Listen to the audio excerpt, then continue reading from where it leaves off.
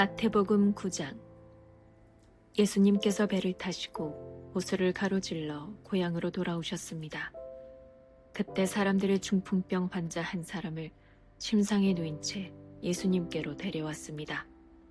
예수님께서 사람들의 믿음을 보시고 중풍병 환자에게 말씀하셨습니다. 안심하여라, 아들아, 내 죄가 용서받았다. 몇몇 율법학자들이 속으로 말했습니다.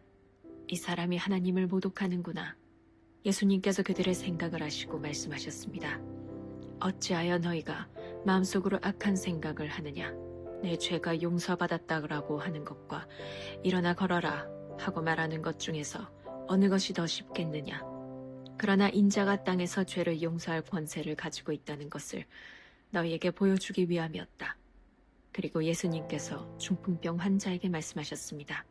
일어나 내 침상을 가지고 집으로 가거라. 그러자 그 사람이 일어나 집으로 갔습니다.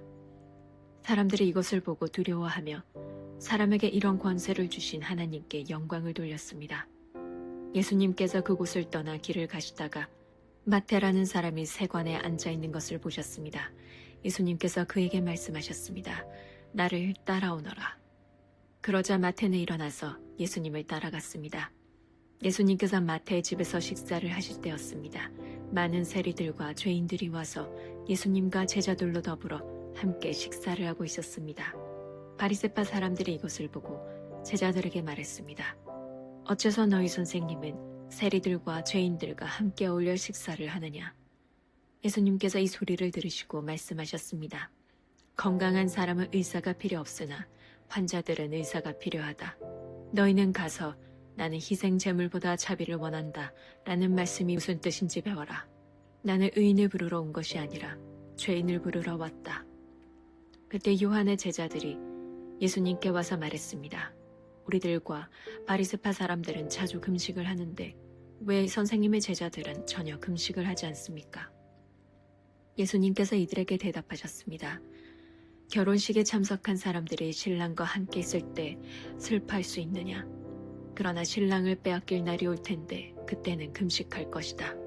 그 누구도 새 천조각을 낡은 옷에 대고 깁지 않는다.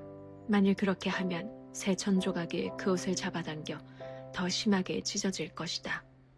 그 누구도 새 포도주를 낡은 가죽 부대에 담지 않는다. 만일 그렇게 하면 낡은 부대가 터져 포도주가 쏟아지고 가죽 부대도 못 쓰게 될 것이다. 새 포도주는 새 가죽 부대에 넣어야 한다. 그래야 둘 다 보존될 수 있다. 예수님께서 이 말씀을 하시는 동안 회당장이 와서 예수님께 절하고 말했습니다.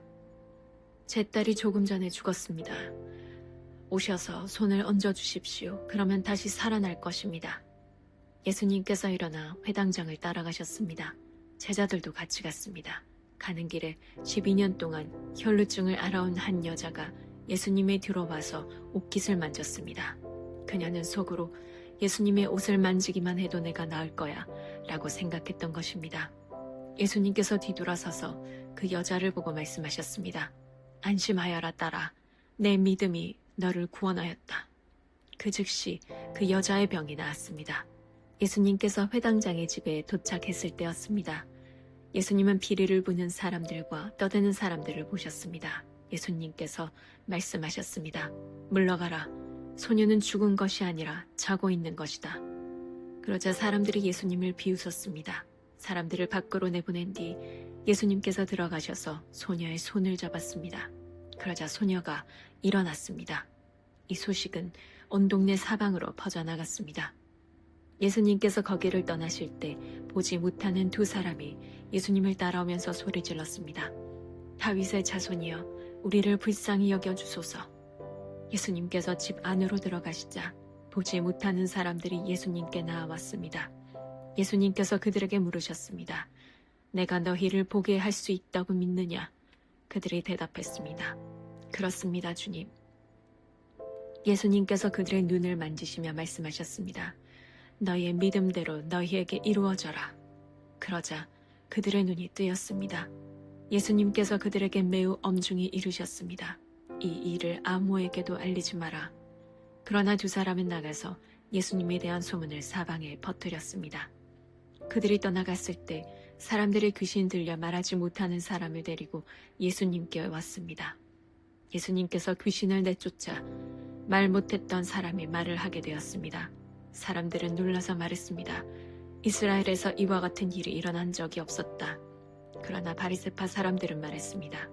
그는 우두머리 귀신의 힘으로 귀신을 내쫓는 것이다. 예수님께서 모든 성읍과 마을을 두루 다니셨습니다. 예수님께서는 유대인의 회당에서 가르치기도 하셨고 하나님 나라에 대한 기쁜 소식을 전하기도 하셨습니다. 그리고 온갖 질병과 고통을 치료해 주셨습니다. 예수님께서는 사람들을 불쌍히 여기셨습니다. 그것은 사람들이 마치 목자 없는 양처럼 내팽개쳐져 고통을 당하고 있었기 때문입니다. 예수님께서 제자들에게 말씀하셨습니다. 추수할 것은 넘쳐나는데 일꾼이 적구나. 그러므로 추수할 밭의 주인에게 간청하여 일꾼들을 추수할 밭으로 보내달라고 하여라.